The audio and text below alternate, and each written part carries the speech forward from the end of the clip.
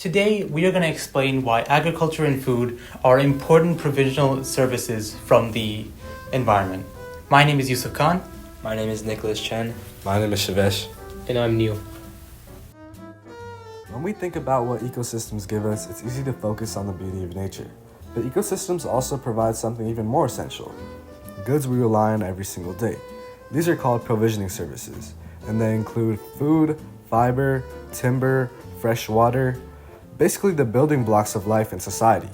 Imagine grocery stores with no produce, taps with no clean water, or homes without basic materials. Provisioning services are what keep human civilization running. Agriculture is one of the clearest examples of this. It takes the natural resources provided by ecosystems and turns them into reliable supplies of food, clothing, and raw materials.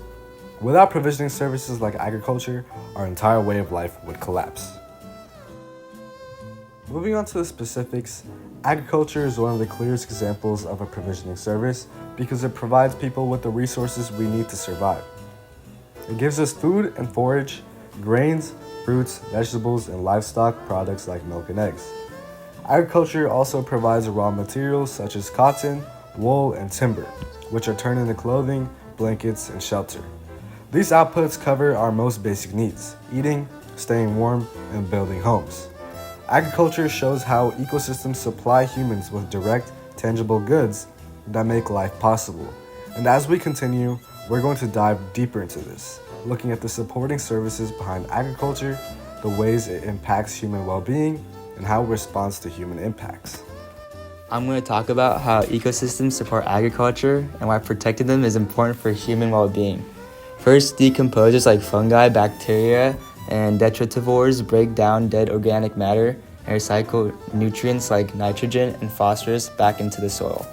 Without them, soil fertility would collapse and farming would end up being inefficient. Second, pollinators like bees, butterflies, and birds are responsible for pollinating many of the fruits, nuts, and vegetables we eat every day. Without these pollinators, grocery store shelves would look empty and diets would become less nutritious. Third, water cycling. Ecosystem processes like water infiltration and transpiration ensure crops and livestock have access to clean water. Without healthy ecosystems, droughts and water shortages would devastate farms. These services matter because they determine how much food we can grow, the variety of crops available, and the health of people worldwide. But human activities are putting them at risk.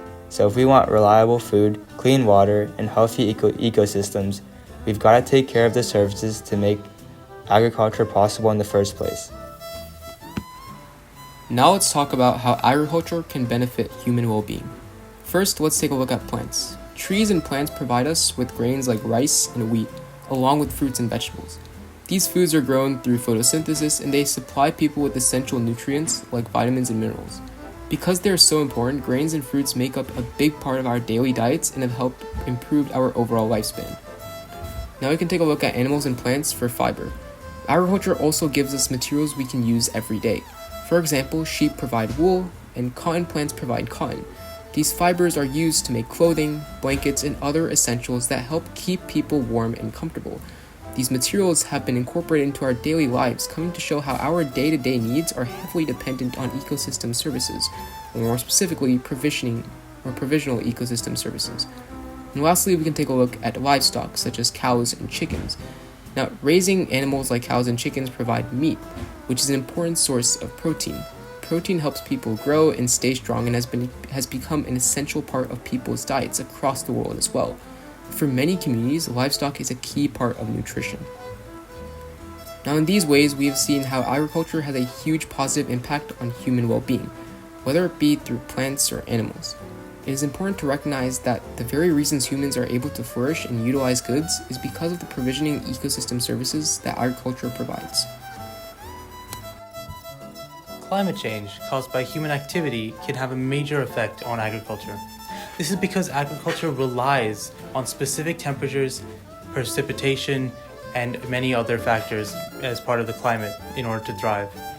This could make it more difficult for farmers and other people to grow certain types of agriculture. Another way climate change can affect the environment is by affecting the marine environment.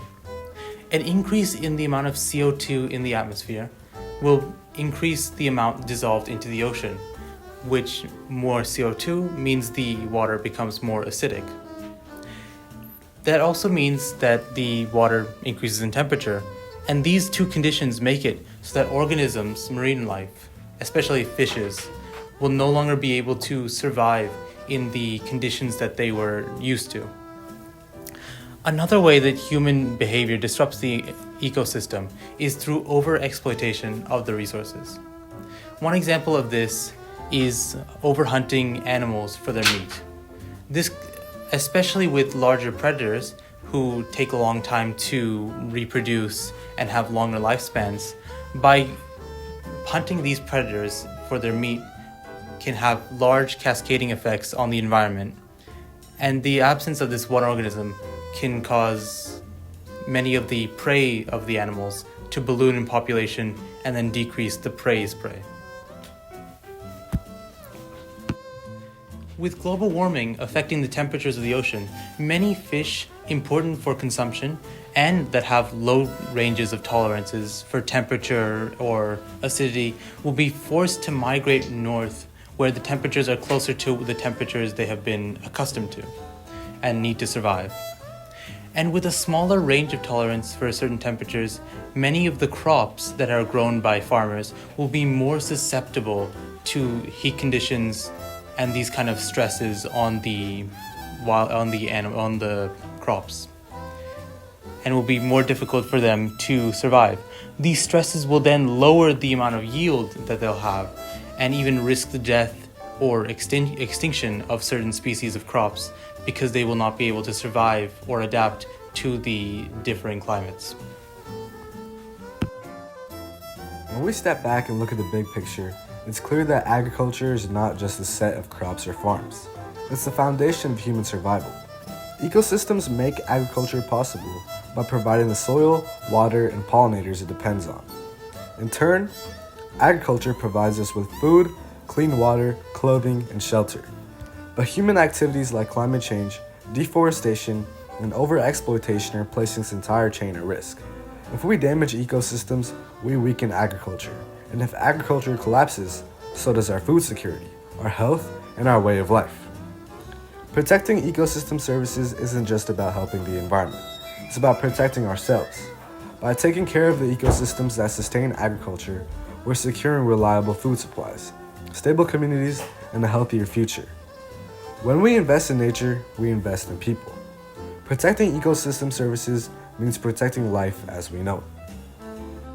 Thank you so much for listening, and this is our Works Cited.